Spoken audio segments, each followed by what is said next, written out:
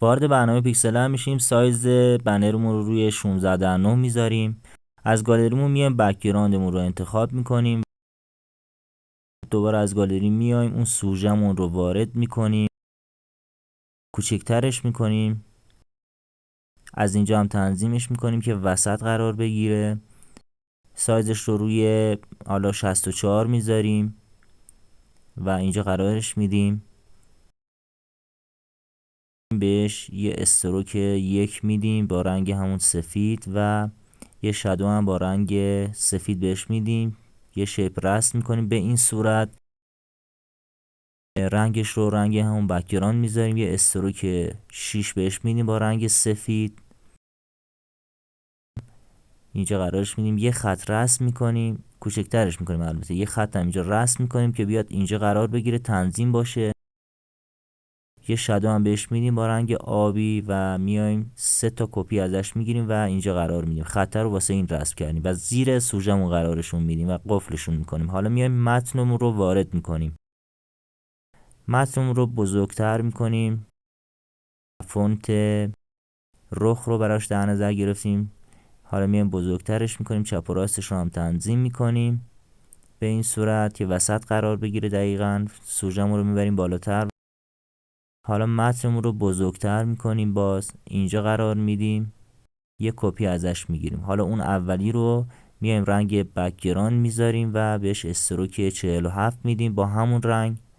خب متن دومی رو میایم روش قرار میدیم. حالا با بزرگتر بشه میایم دوتاشو رو سایزش رو روی 84 میذاریم، روی هم قرار میدیم، مرچشون میکنیم به این صورت. از استروک یه استروک 2 با رنگ سفید بهش میدیم و یه شادو هم با رنگ، حالا میتونیم آبی بدیم، همین آبی رو میدیم. آبی که چه عرض کنم، سرمه‌ای. متن بعدیمون رو وارد میکنیم و بهش فونت فدرا رو میدیم. باز میایم از چپ و راست تنظیمش میکنیم، سایزش رو هم کوچیک میکنیم.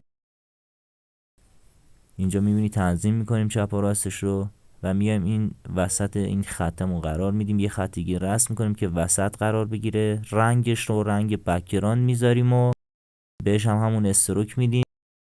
متن دوم که رنگ سفیده رو وسطش قرار میدیم و مرچشون میکنیم و خب من بیارمش اینجا دوباره. خب حالا میام از استروک سفید بهش میدیم به این صورت. شادو هم بهش میدیم. یه شیپ رسم میکنیم به این صورت. یه خط اینجا میکشیم، خط رو میاریم بالاتر که وسط قرار بگیره و یه شادو سفید بهش میدیم و میایم اوپاسیتیش رو 0 میکنیم و یه استروک 8 سفید بهش میدیم به این صورت در میاد. یه شیپ دیگه رسم میکنیم و این اندازه دقیقاً. خب ما این نمیتونیم اینجا درست قرارش بدیم. شیپمون رو میایم یکم بزرگتر میکنیم، شیپ قبلیمون رو. خب شیپ قبلیمون از قسمت ادیتش میایم بزرگتر میکنیم و اینو اینجا قرار میدیم. یه خط دیگه رسم میکنیم که این وسط قرار بگیره.